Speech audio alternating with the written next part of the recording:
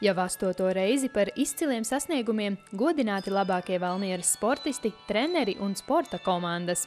Kopumā pasniegtas 100 balvas tādās nominācijās kā uzlecošā zvaigzne, gada treneris, mūža ieguldījums, gada sporta veids un citi.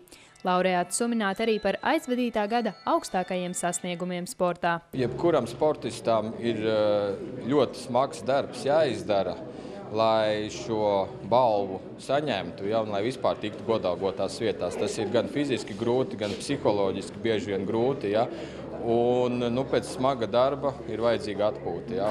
Un te ir galvenais arī tas, ka ir atpūta, ir visiem iespēja sanākt kopā, un arī ir iespēja pašvaldībai pateikties par to, kas ir izdarīts šajā gadā, atzīmēt labākos, un arī, kā teikt, paskatīties varbūt vienam otram, kas nav ticis tais laureātos, saņemties un tomēr tiekties uz to, lai būtu nākamā gadā būtu šajā sarakstā.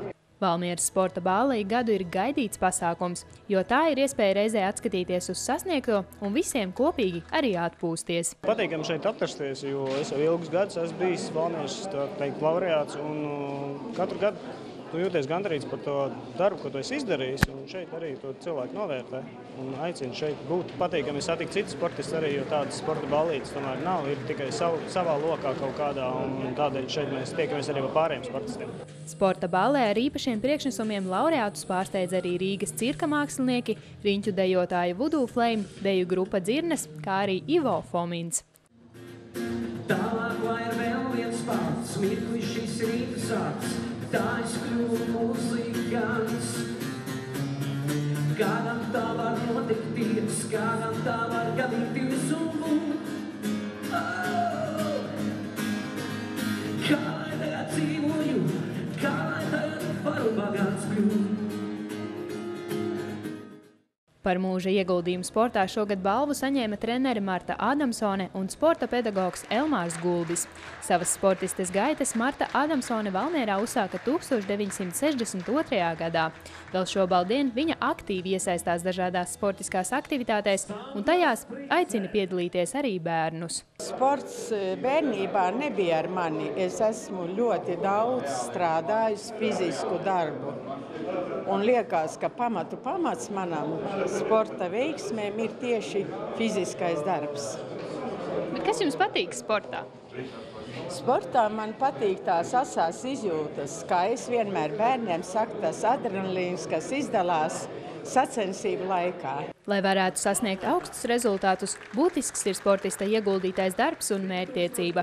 Protams, liela nozīme ir arī apkārtējai infrastruktūrai. Tas ir mums jau varbūt Valmierē tā gēnos ir ieaudzis, jo mēs esam sportiski bijuši visos gados, un tas no paudzes paudzē pāriet, un ir vectēvs sportojuši, tēvs sporto, tagad dēlu un mazdēli, un tas tikai nozīmē to, ka tas pāriet no vienas paudzes otrā, bet es domāju arī tas, ka Valmiera tomēr ir ļoti spēcīga infrastruktūras jomā, ir ļoti spēcīga arī treneru jomā, un tie tradicionālie sporta veidi ir nākuši klāt, ir dažādi interesanti sporta veidi, un ja skatāmies par to pašu tautas sporta veidu, esam veicinājuši arī kustību visu, lai būtu veselīgs dzīvesveids, ir radīts daudz jaunas iespējas sākt kaut vai vienkārši pamēģināt, kā tas ir, un beigās jau no tā visa jau izaug arī labi talanti, labi sportisti. Tie, kas strādā, tie arī labi ir sagatavoti.